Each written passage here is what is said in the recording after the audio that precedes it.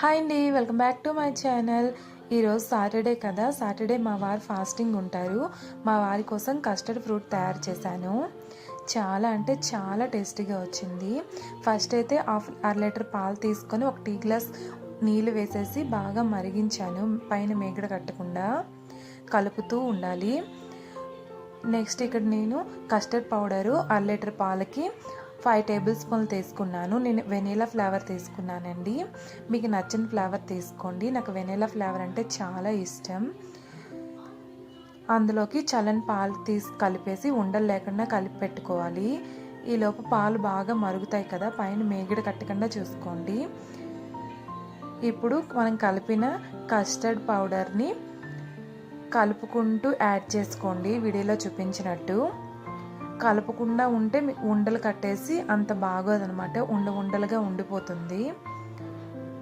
అలా కలుపుతూ ఉంటే 1 మినిట్కి కొంచెం చిక్కబడుతుంది అనమాట కస్టర్డ్ పౌడర్ అంతా ఉడికి. ఆ టైంలో మనం మీ స్వీట్నెస్ తగ్గట్టు షుగర్ యాడ్ చేసుకోండి.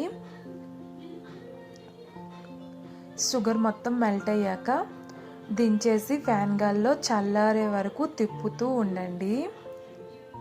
ఈలోపు మీ దగ్గర ఉన్న ఫ్రూట్స్ని చిన్న చిన్న ముక్కలుగా కట్ చేసి పెట్టుకోండి. మా వారైతే యాపిల్, దానిమ్మ, గ్రేప్స్, బనానాని కట్ చేసి చిన్న చిన్న ముక్కలుగా కట్ చేసి తెచ్చారు. ఇప్పుడు ఈ కస్టర్డ్ మిల్క్లోకి మీ దగ్గర ఉన్న ఫ్రూట్స్ని యాడ్ చేసుకోండి. యాడ్ చేసుకొని మంచిగా మిక్స్ చేసుకోండి. మీకు టైం ఉంటే 1 అవర్ ఫ్రిడ్జ్లో పెట్టి సర్వ్ చేసుకోండి.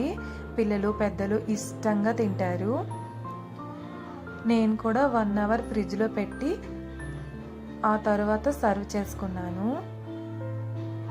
పిల్లలకి మా ఆయనకి చాలా బాగా నచ్చేసింది.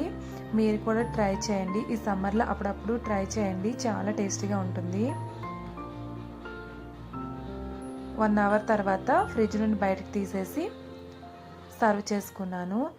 టేస్ట్ అయితే నెక్స్ట్ లెవెల్. మీ దగ్గర ఐస్ క్రీమ్ ఉంటే పైన వేసుకొని తినండి, ఇంకా టేస్టీగా ఉంటుంది. వీడియో నచ్చితే సబ్స్క్రైబ్.